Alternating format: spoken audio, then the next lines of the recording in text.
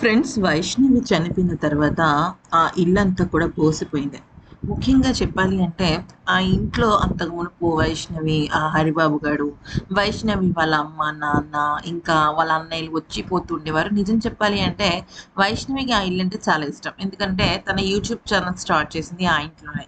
ఇక ఈ దుర్మార్గుడితో పెళ్ళయింది కూడా ఆ ఇంట్లోనే అని, తనకు కలిసొచ్చిన ఒక ఇల్లని, అంటే తన గర్భం దాల్చింది కూడా అదే ఇల్లని ఒక సెంటిమెంట్ ఉందనమాట వైష్ణవికి. అంతేకాకుండా తను ఏదైనా చెయ్యాలనుకున్నా కూడా తన బెడ్రూమ్‌లో కూర్చొని ఎడిటింగ్ చేసుకునేది. అంతా కూడా మంచిగా సావకాశంగా చేసుకుంటుండేది. కానీ ఒకప్పుడు ఎంతో ఆనందంగా, ఎంతో హ్యాపీగా ఉండే ఇల్లు ఇప్పుడు మొత్తం అంతా కూడా బోసిపోయింది. ఒక్క మాటలో చెప్పాలి అంటే ఊహించని విధంగా మారిపోయింది. అది ఎలా అంటే యాక్చువల్లీ ఆ ఇంట్లో ఇప్పుడు ఎవ్వరు ఉండటం లేదు. కనీసం ఆ ఇంట్లో బయట లైట్ కూడా ఎవరు వేయటం లేదు. అయితే ఆ ఇంటి నుంచి కరెక్ట్‌గా అర్ధరాత్రి 2 గంటలు లేదా 4 గంటల మధ్యలో కొన్ని రకాల శబ్దాలు వినిపిస్తున్నాయి. అయితే అవి అరుపులా, శబ్దాలా అనే విషయం పైన ఎవరికీ క్లారిటీగా వినపడటం లేదు. అయితే ఒకప్పుడు ఆ ఇంట్లో చాలా చక్కగా అందరూ నవ్వుతూ, తుళ్ళుతూ ఉండేవాళ్ళు. ఎదురింటి వాళ్ళు, పక్కింటి వాళ్ళు అందరూ కలిసి మాట్లాడుతుండేవాళ్ళు. కానీ ఇప్పుడు ఆ ఇల్లంతా కూడా కొంచెం చీకటి గుయ్యారంలాగా మారిపోయింది. అయితే ఆ ఇంటికి సంబంధించిన వస్తువుల్ని కూడా వైష్ణవి కుటుంబ సభ్యులు తీసుకెళ్ళిపోయి ఒక పూరి గుడిసెలో ఉంటున్నారు.